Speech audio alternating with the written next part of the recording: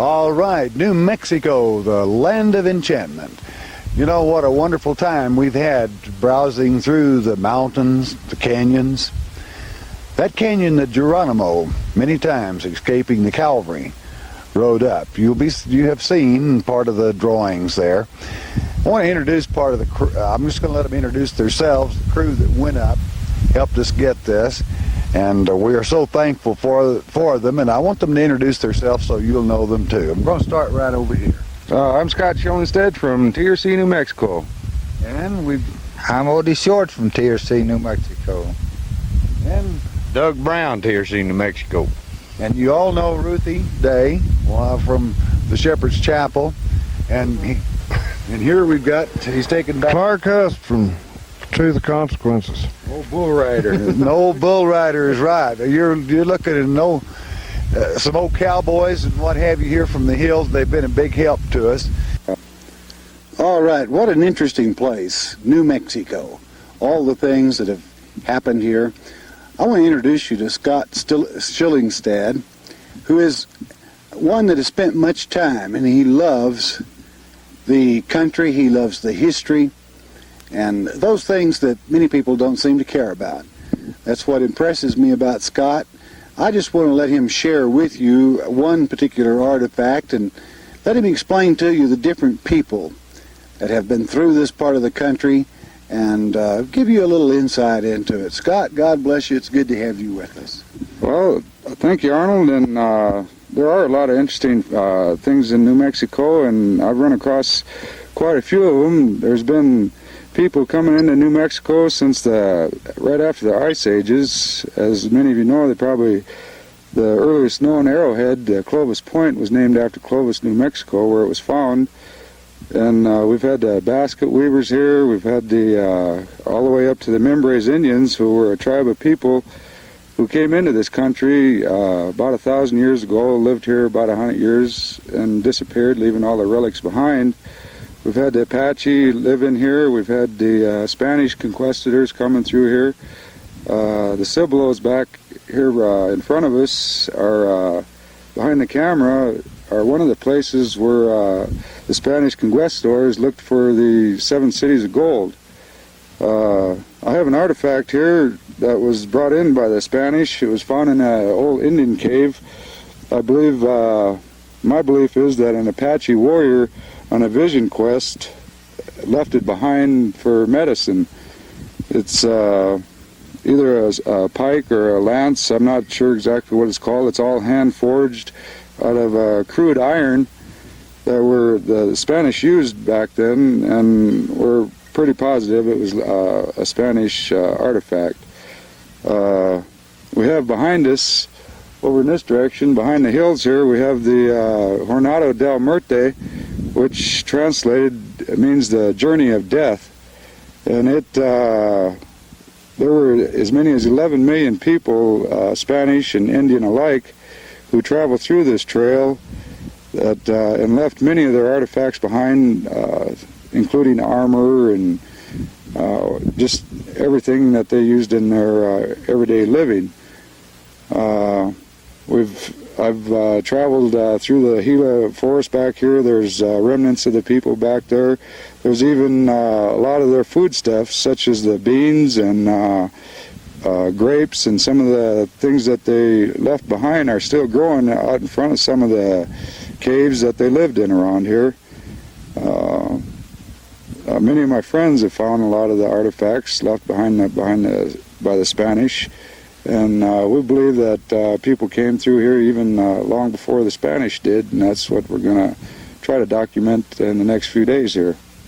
All right, that's great. May I see it a minute, Scott? You bet. I'm going to hold it up with the profile to the camera.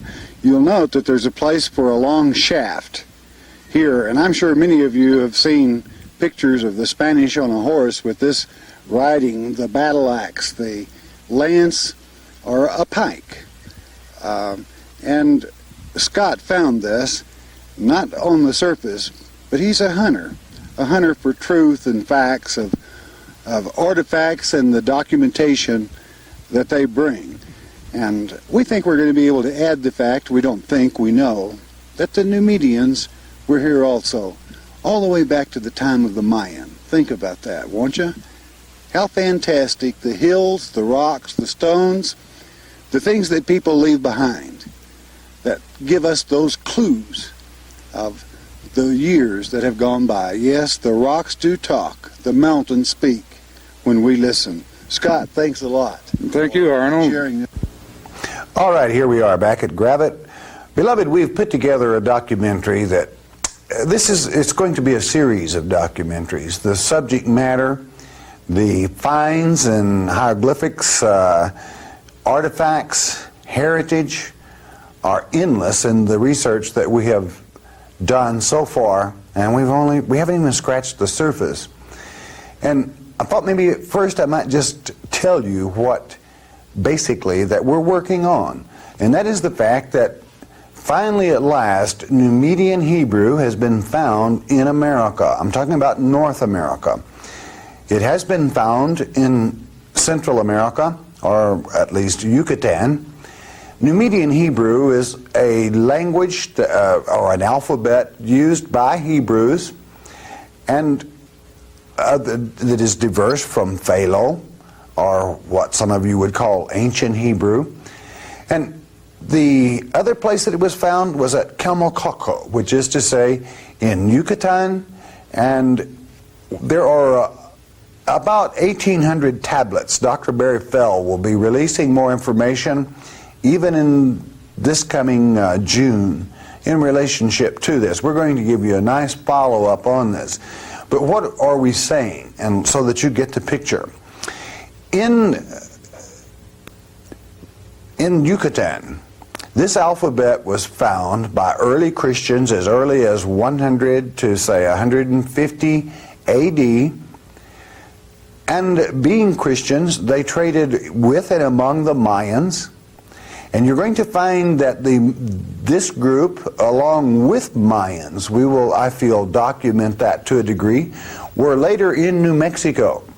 For now that we have found Numidian Hebrew in New Mexico, as well as at Calmocaco, there were Mayans that practiced the burial of the pots, I will call it. In New Mexico, they are called kill pots. Kill pots, inasmuch as they were used in a burial as part of the artifacts, not artifacts at the time, of course, but equipment used in the burying of a person. Between the language and the peoples, we will see that at least some of the Mayans possibly came to this great valley in New Mexico. It's an awesome undertaking, and I am sure that in the near future we'll be going to Calmocaco and in the Yucatan area to further look at the hundreds and hundreds of clay tablets that have been found there. But so that you would understand, our drive is to open your mind to the fact, yes, there were people in the Yucatan among the Mayans who totally disappeared supposedly, and yet we find another clue as to where at least some of them might have gone, or at least where some of them traveled during their great heyday. So with that, we're going to go in, and I think first I'm going to show you the pots that were used at Calmocaco in the burial of the Mayans, where also Numidian Hebrew was common in some of these plates. I'll be sharing some of that with you, and then we'll be going back to New Mexico to document this. At the time of this recording, the University of New Mexico is not even aware that they have Numidian Hebrew, or I doubt the pots with the burial, very unusual burial practice of kill pots. Okay. We'll get right into that. Let me share this picture with you. Okay, the very unique burial of the pot burial, the clay pot burial. I feel, where did it originate? Well, I'll talk something about that even biblically here in a moment. But this is the typical burial at Calmocaco. You will note that we have crushed oyster shells here, which were readily available from the Yucatan. But this is the pot itself. Note, with air hole, no, a kill hole, which is the term used in New Mexico, that the body was placed here into fetal position on this bed of oyster shells, which from the ocean comes life, right, as is taught and believed by many people, but the clay pot being that it encompasses. Now, as I told you, these were Christians, and it should not take a great deal of difficulty for you to know and understand the relationship of the words of our Father, "Ye are the clay, and I am the potter." And when you pass on into that new body, then the clay pot that symbolizes the broken body or death or the word kill, it's a little hard for perhaps those of the English language to understand why it would be called a kill pot in New Mexico. But understand, the body is broken, even as the crushed oyster shells are broken. But inasmuch as they were Christians, they had the clay pot. He was the potter. And in this act of death, or this type of burial of meeting him, we have a very unique thing that is set up. Therefore, you will better understand when you see Lee then in New Mexico explaining to you the Mayan kill pots and the little hole broken. Was it so that the spirit could escape also? Well, I think so in part, but at the same time, the broken body and the resurrection, the clay pot that the master could reform, remold into a new spiritual body. Strange? Well, it happens. And it happened in large quantity. In other words, this type of burial, as unusual as it was, is a common practice in New Mexico, in this particular area of that particular time, and also at Camocaco, where the Numidian Hebrew tablets. The reason I'm doing this, I want to show you the uniqueness that the Mayans, in fact, some of them, as well as Numidian Hebrew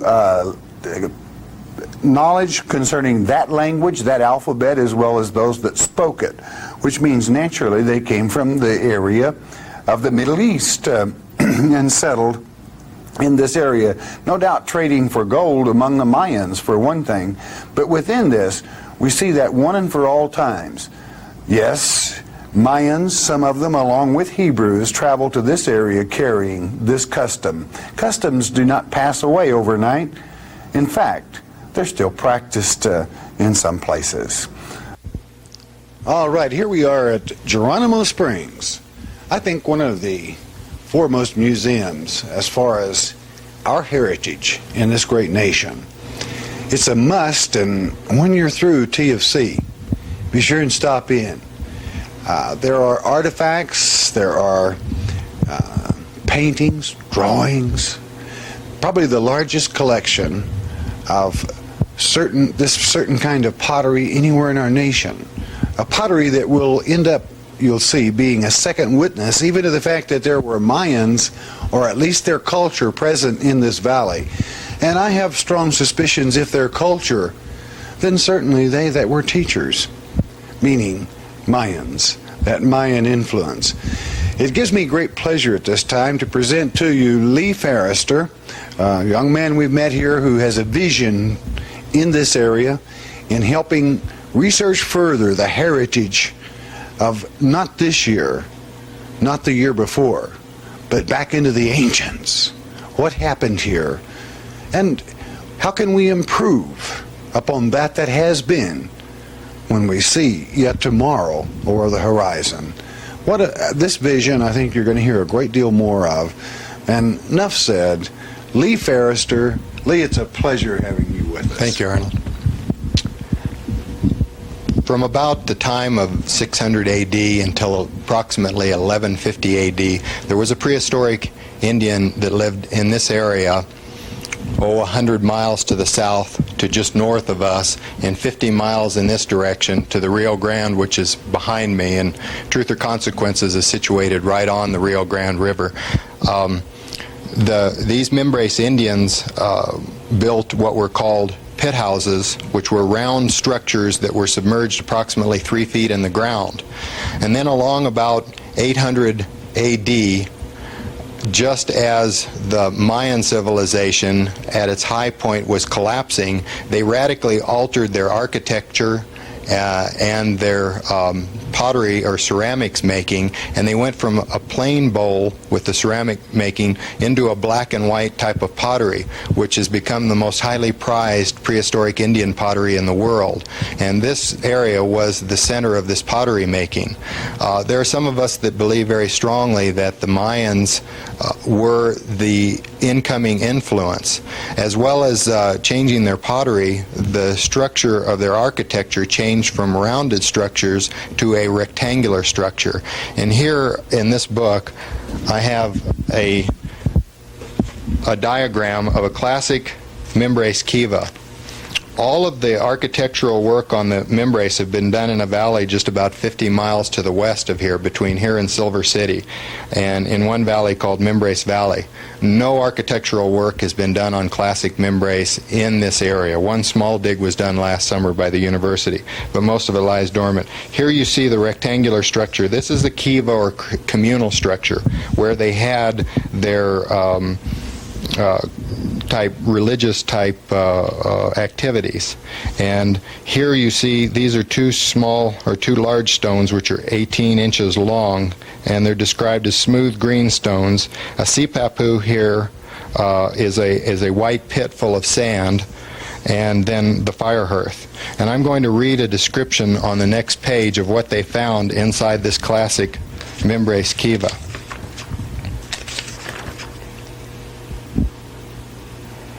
The green stones were set to the north and south of the sipapu in such a manner that they pointed directly at it. Both were set in the floor so that 3/4 of their bulk was above the ground itself.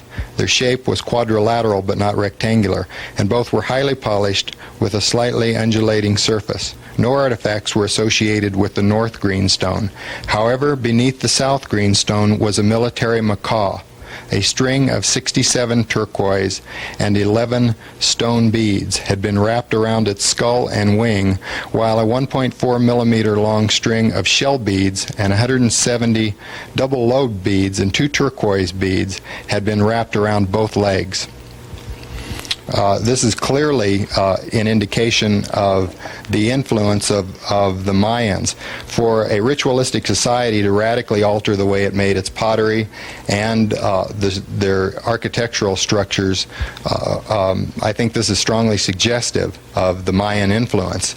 Also, in addition to that, we have some other pictures which I would like to show.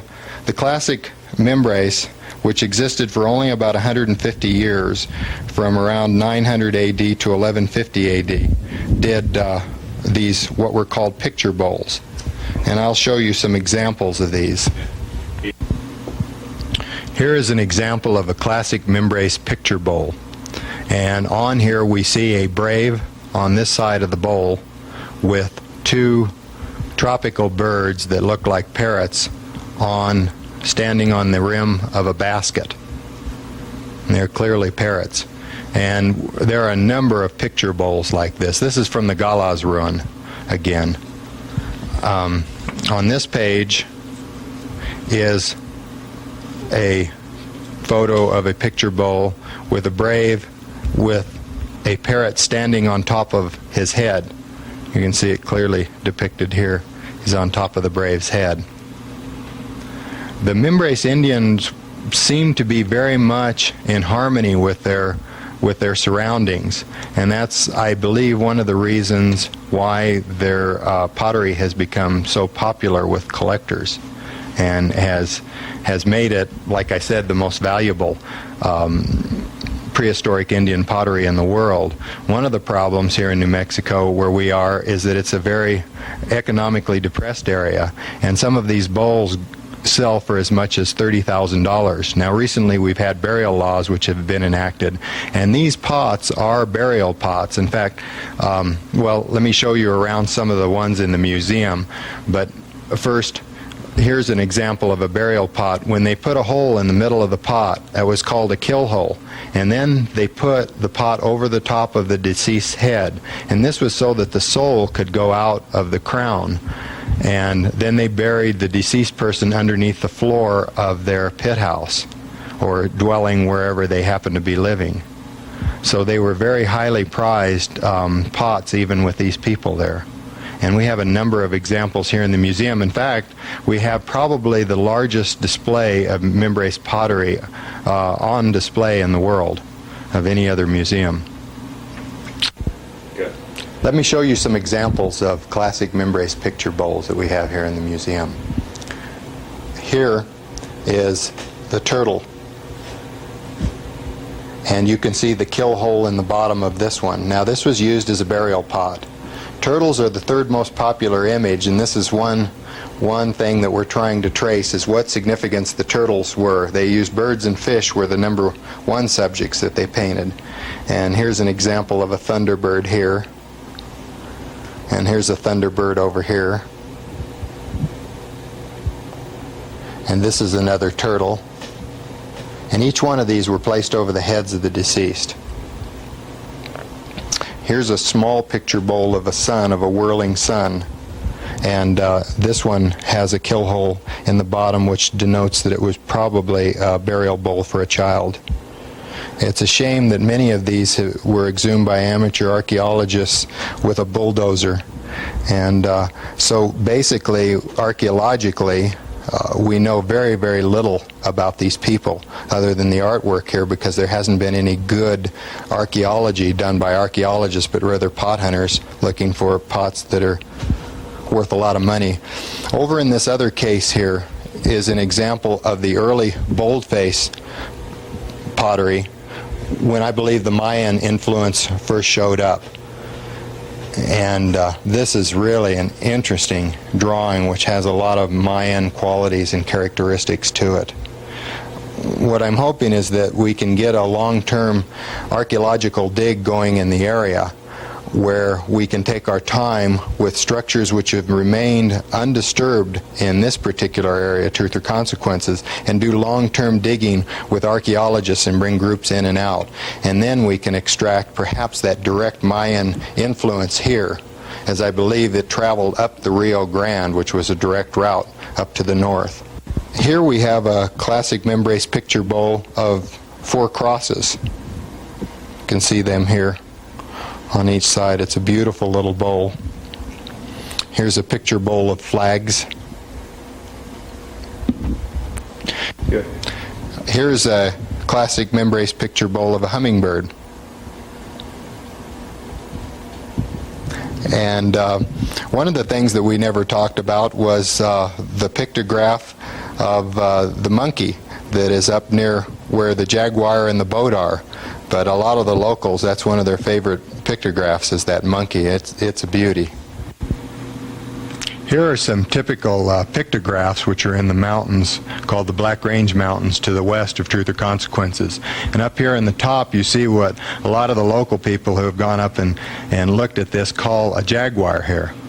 And there's some sort of deer on this part here. And then down here you'll see a boat that's almost like a Viking boat. See the rectangular sail here and the headpiece on it, and then the patterns on it itself. Native Americans, prehistorics especially, never used any sort of sail device. And this is in the mountains about 40 to 50 miles from any body of water at all. It's quite fascinating. Here is another picture of the jaguar, a close-up of it. You can see the jaguar there with the spots. There's no animal in this area that resembles this one. And now we have another photograph, and this is a close-up of that boat where you can see the rectangular sail and the mast, and it almost looks like some sort of animal head piece here, and it's a Viking or Middle Eastern type, low type of vessel. And these are on the rocks up there near some large classic membrace ruins that are in that area. Here is a pictograph of a boat which we just recently found in another mountain to the south of Truth or Consequences. And this is almost a top view. You can see a large boat that looks like it's compartmentalized. It's got different compartments here. And way off on the end here you see a rudder. which of course they never had on any of their sorts of crafts. So it was very curious. This was along with a lot of other very distinct pictographs in the same area. In the future, here in Truth or Consequences, we're planning on having setting up a field school of archaeology down here, where archaeologists and even amateur people who would like to come and help us find out a little bit more about the past of the Mimbres Indians in this particular area can come. We have a resort that we're building on the river, and a ruin, or a 10-acre property, that we're going to do a long-term, say 10-year lease on, to allow people to come in and dig the property and find out what we can find there from that ruin. We have a hot bath. This mineral area, even to the Apaches, was the healing ground. It was called Ojo Caliente de las Palomas, which means the hot water of the doves. And it was a healing area where even the Apaches laid down their arms, and it was a resting place for travelers back through the ages. And we'd like to have it become a resting and learning place again. Lee, you were mentioning the monkey. Was it a local animal here? No, not hardly. Monkeys were of course, tropical animals, and the feeling of folks who have seen these things is that there was some person who came from the south. It was like in that classic Mimbres Kiva, that military macaw skeleton was underneath the rock that was placed in the direction of the south, so that it was some sort of southern influence, and it was right around, like I say, the time of the collapse of the Mayans, or the classic Mayans, and so we feel that it was probably the Mayans who brought this influence into the area. Very interesting.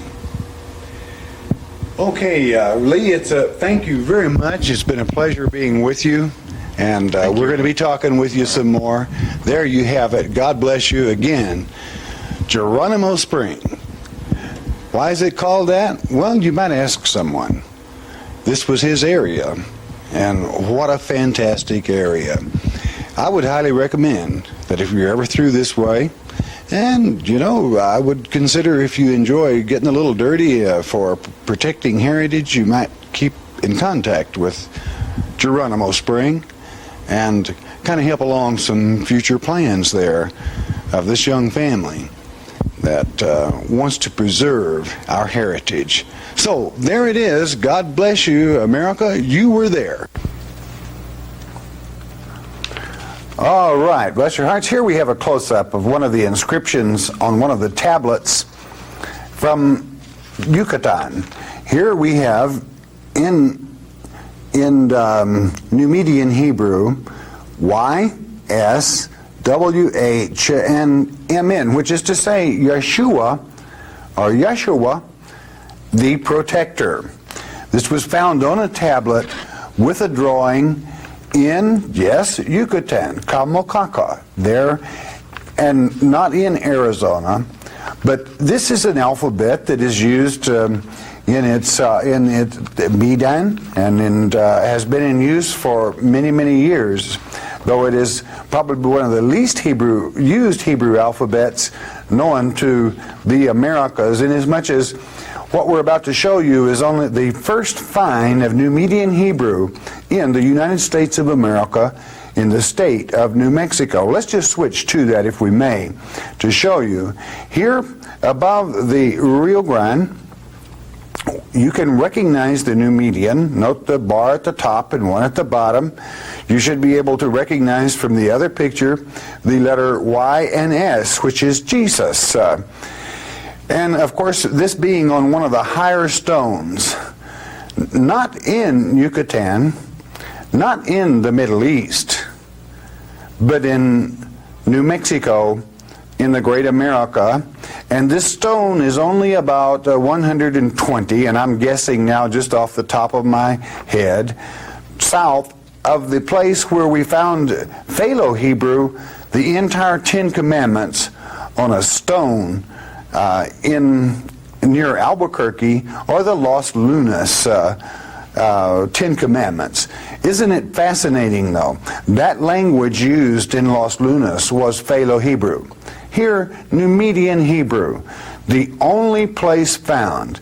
And this will be made aware to we will make the University of New Mexico aware of this, because these stones are actually in danger, severe danger at this time of being destroyed, because the people do not realize what they are.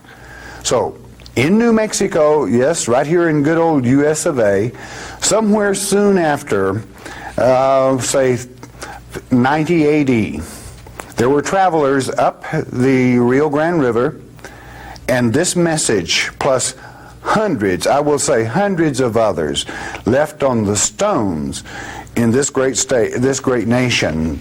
Do the rocks speak? I would say read it for yourself. There would be some that would like to disagree. Well, be that as it may. But we will produce documented proof concerning the specific burial rituals and customs that were used in both places, that there is a direct tie that these visitors made a trip across the Gulf of Mexico, traveled up the Rio Grande River, and actually visited this place. Again, this is a clip from Barry Feld's own work, Yeshua is My Protector. I'm going to slip up here, if I may, a larger clip that will show you, and we'll have to zoom out a little bit and come in here, if we may, on the entire tablet. This is the portion that we were just looking at. And here it has this protector form beside it. There are approximately 1,800 or more of these clay tablets with the Numidian Hebrew on some and other markings on others, where the burial customs of the clay pots took place. This is part of the establishment as the ruins are being excavated, that are being worked on, where these clay tablets were found. We hope to be able to take you there sometime in the not too distant future. Now I'm going to slip that one down, and I'm going to pull up, if I may, and I'm going to go a little higher on this and put it in place, Ruthie. All right, where it's more stable. Here we have Calmcalco. This is to Veracruz, and to Mérida. This is the Yucatan, right in the very lowest, if you would, southernmost part of the Gulf of Mexico. Here we had these huge tablets being drawn out, taken from this. The Mayans, a culture for that particular time, quite modern, very, very modern for that time. The Mayans, that people that totally disappeared. And we learn from this that the Mayans had visitors as well. No doubt, Christian, speaking the tongue of and using the alphabet of Numidian Hebrew, trading no doubt for gold, inasmuch as it is thought that in that great Rio Grande Valley that there is much gold in that area. Well, here and there, so it has come to pass, and so it has been proven that there was. But that quest of man, as he travels the globe, as God scatters his children, as these Christians that were at Calmcalco, that visited the Mayans here, and no doubt the Mayan culture intermingling with this, but I still feel the ritual, the clay pot, from passing from life to death of the flesh, allowing the clay to be reformed by the Maker into eternal life.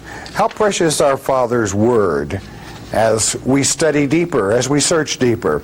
It is this location that certainly we hope to take you to in the not too distant future, to actually survey and understand the recovery that is taking place here. And we hope we'll be able to bring a great deal more on this subject to you from Dr. Barry Fell. Okay, beloved, there's one thing about Calmcalco. There's no timber there. And these buildings and walls were made from cement, mud, clay primarily, that was first sun-baked and then fired in a kiln. Each of these tablets have writing upon them. In these walls of the entire city, there could be hundreds, thousands, yes, even 1 million of them. There has been much contention as to were these, was it a school? I think as Dr. Barry Feld suggested, where different languages were taught, and as much as so many languages were present here at Comcalco. Or was it a mark, as Dr. Feld might ask in his book, which I would recommend that you all have, Aesop, number 17, that each family had to make so many bricks? Well, that we don't know, but as we progress, and in the next documentary go much deeper into the translation, here you have them, a picture at least in part of the thousands, upon top of thousands of clay brick made by hand, sun-baked and then fired in a kiln. That there they stand even to this day, being explored at this time in Comcalco. This calendar is one of the tablets, or from one of the tablets. You see the scale above, which is upside down to us, but that's fine, because I want you to note in particular, I'm going to call them V's, our little mounds here. This is a calendar, and each one of these is a month. This happens to be the weeks, and then we have Phalo Hebrew, not Numidian, but Phalo Hebrew below this. Now, so that you get a better idea, I'm going to switch to a drawing, and this comes from the same area. Here are your months by name, your weeks, and then of course the symbols. Now, this is in Yucatan, the Yucatan Peninsula, that is, near Comcalco, and actually this stone coming from Comcalco. And now, let me show you a picture, if I may. A picture that our crew took. I want you to notice the V's here. I want you to notice these being the months, and this being the weeks. We have here, and I know this is very difficult to pick up. Unfortunately, we ran out of colored film. But you can distinctly make out the V's, and this calendar tells us it is the 8th month. Now the black, because this is black and white, these months, I'm going to have, oh, that's nice. You can see that it continues on. And here are your weeks. This calendar indicates the 8th month, that whoever passed through this particular pass, it was in the 8th month. Was this found in Comcalco? No. Near Truth or Consequences, New Mexico, right here in the good old US of A. Again, proof that the same people from Comcalco were here in our great nation. How much proof does it take for some people? Well, for some people it takes quite a bit. So there we have facts. Well, to me they are. They're absolute proof. When we look at these markings and drawings, pictographs, it is obvious that they are ancient. What we call ancient, that is going back to 100 AD. We know for one fact that something happened to the Mayan people. There is a disagreement as to what date this took place, but we know they were there present at 100 AD. We know by the writings in Numidian Hebrew that the Hebrews that were there were Christian, and that they traveled from the lower, very lower part, southernmost part of the Gulf of Mexico, as it goes into Yucatan. We know that the language was used there. We know that the calendar was used there. And the experts have only scratched the surface in translating these tablets.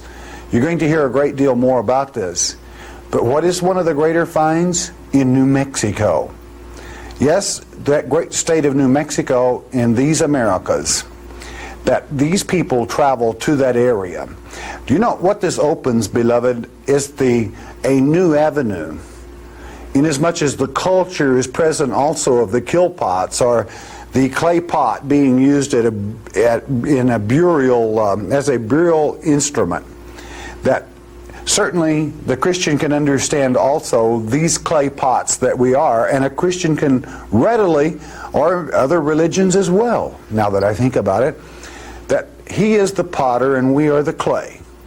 And that at that great transition from life of the flesh to death and eternal life in the spirit, with the opening or the broken spot being symbolic of both the broken body but also the escape of that spiritual body, the maker, the potter, still molding and forming.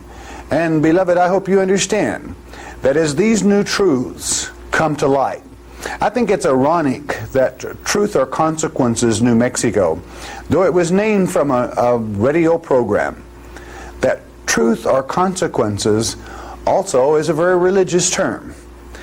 You can accept these truths and grow as the potter molds us into new knowledge, or you can suffer the consequences of being in a rut that with the technology that we have in this age, and believe what the history books say, that Columbus discovered America. I mean, I know that some people usually think on that level. So very near that great city, Truth or Consequences, New Mexico, you can either accept the truth or suffer the consequences. How precious those people have been in that area, the Truth or Consequence area, to assist us in both locating, providing transportation, and most of all sharing their genuine warmth and hospitality in bringing this to all of you, the people of the world, in knowing that our boundaries and our borders of knowledge, the tent pegs, must be extended to allow in new thought, new truths, when they have been documented to this degree. How faithful our Father is that He allows you as a part of this family to be a part of that expansion. We have only started, and this will only be the first in a series of these great discoveries that are found on the great Rio Grande, that river which was a highway to ancient travelers. Yes? And along that great Rio Grande as it winds, providing life with its water to both man and animal down through the centuries, then may we continue to travel it and finding those stones on which they have written. For as we look at these stones one after another, can I interpret them for you at this time? No, but we're working on it, and they all have a meaning. They were left there to be understood. They are signs of truth, and let us expand within those truths. They speak. Yes, that's what languages and alphabets are for, to convey a message. Does your mind receive? Beloved, they speak, we hear, and there you are, the Rio Grande, Truth or Consequences, New Mexico, and beloved, you are there. Well, I'm sitting here with Arnold and his cohorts here, and we're just been discussing what we want to do in the future on this project. And I think I'd like to help out in any way I can. I've got some leads on where we can follow up on Hebrew drawings and pictures that we have here in New Mexico. It's my belief, after talking to Arnold and several other people from the area around here, that we have the Numidian Hebrew and several other cultures blending here, and I'm going to try to start up in Chaco Canyon and talk to local folks. Most of the folks around here are real friendly. You can go into almost any ranch house and they'd be glad to sit down and talk to you with you and tell you where these different sites are, and as long as the person isn't going in to destroy the sites, most people will welcome in and find the sites. My idea is that if I can put together a package where people can come in and look at the different pictures of the different petroglyphs and different writings around here that are in the rocks here, that I'll be able to tell them exactly where to go, and a little bit of the history on the pictures as the information comes back from Arnold on just what the pictures do mean. I think it's a real necessity that we bring this to light. I'm real upset because a lot of these things are being destroyed here in New Mexico through willful acts of different landowners and different leaseholders. They're locking up the gates in certain places, trying to prevent people from getting into public lands. And if there's anyone out there that's willing to go along and work with the different branches of government who are also interested in trying to open up these sites, it's definitely be appreciated. We're kind of in a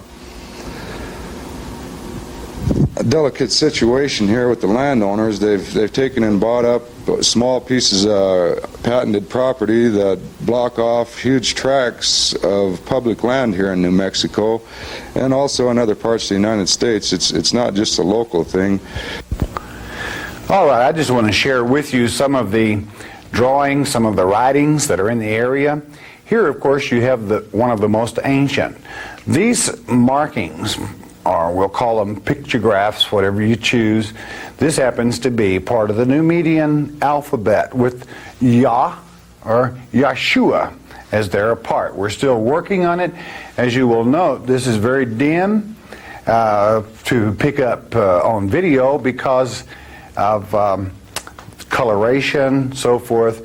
But what a precious sign, what a precious find. I really feel that possibly this will be one of the greater finds of this century in helping enable us to understand the migrations of the Mayans as well as Christians from like 100 AD. Our Father has certainly had his hands on his people. I hope to do another documentary in this area showing you that we go all the way from the world that was by some of the better dinosaur and even elephant finds in the U.S. in this valley. But that's another time for another subject, to show you how rich this particular area is, not only in this world age, but dating even back into the world age that was. What a precious place, and how precious it is. Another marker found on an area, a border marker as to how far markings will be found on particular ridges.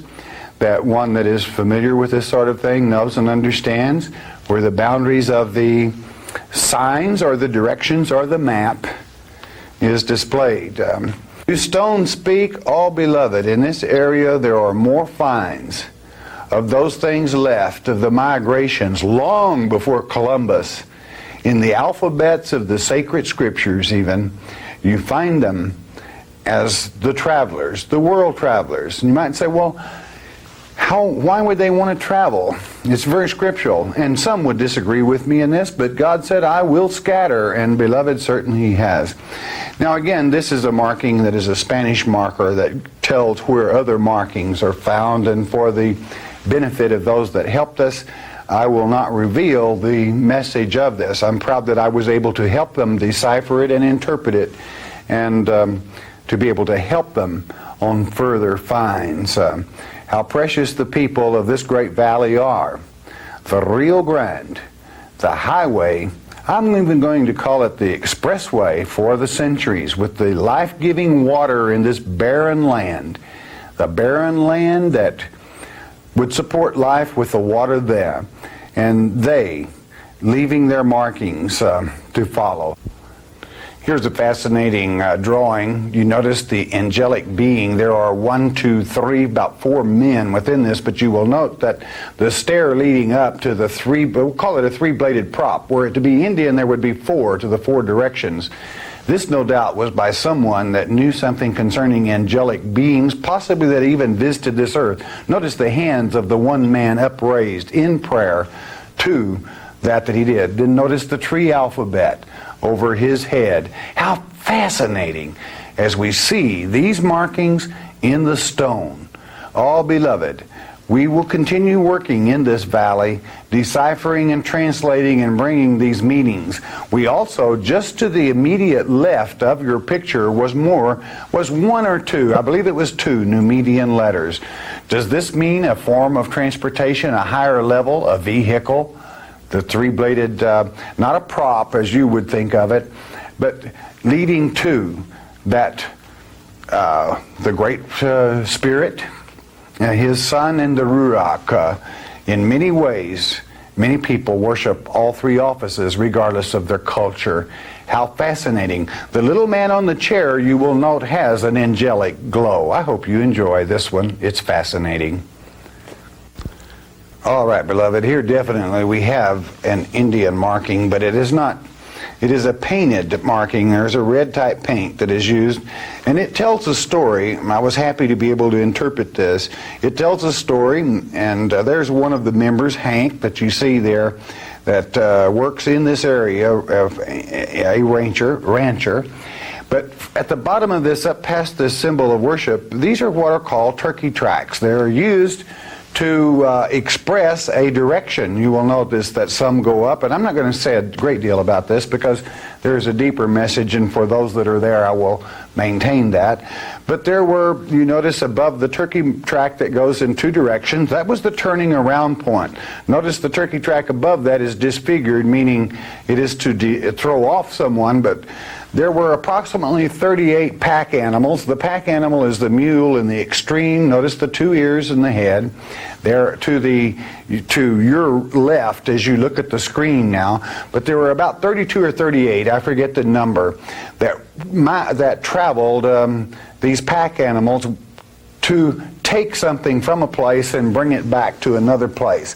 And I choose not to go any more into the translation of this, but this is extremely high quality. And beloved, you are in the valley in which Geronimo escaped from the U.S. cavalry for many years. Also, that great chief Victoria. This is the drawing instigated by a chief. I have no doubt. The quality of it is fantastic. And naturally, we do not give the location of these beautiful markings because some people would go there and desecrate them, not understanding or knowing. But how beautiful the days gone by and the various people from this valley and the very line itself that they leave of travel, leaving the message for those that would follow in later years, some to wonder in awe. But notice the sun at the bottom below the place of worship. That means to the east, and they went to the west. How fantastic. I really enjoy doing this sort of thing. I hope and trust that you enjoy the fact that we bring it to you, sharing with you, some of you that would never have an opportunity to go into these great trails that you can almost see Geronimo and his tribe racing away and the cavalry behind them, never conquering him, but finally coming to a place where he himself surrendered for, I feel, the sake of his people. This valley so loaded with history that if you listen real close, it seems that the stones do more than talk, that you can actually hear the sounds from past history. How fascinating. Oh, beloved, this I hope you enjoyed as much as we did. It's always a pleasure, and I think we enjoy a great deal more bringing and securing the information and putting these together than perhaps you enjoy watching them. But it is always a pleasure, and these little moments where we just pull up for a moment while we're waiting or pausing for a moment, the discussion, the perhaps what-ifs, sometimes make a very interesting discussion within themselves. And we thank our Father for His earth, this earth that He has given us lease to in our short lives here. that we can enjoy, that we can participate in the very heritage itself by leaving a heritage. And I think if you ever spend your time searching our heritage, bringing it forth, and documenting it, or putting it, if you would, say, set it in cement, if it be a video film or the artifact itself. I was sitting here in this museum a few moments ago as we were discussing that this is not a museum that had millions of dollars to go out and buy these expensive pots and artifacts. No, they were brought in by the wonderful people of this great valley and area. People that care. People that care about past human beings that lived and served our Father, whether they call him the Great Father or whatever name, that it is still one Father. And the natives here in this area donating all these precious artifacts so that you could enjoy them. And certainly I would say, if you're ever through TFC, you want to make sure that you make a check mark, a big check mark, by Geronimo Spring. I think you'll enjoy it. Time well spent.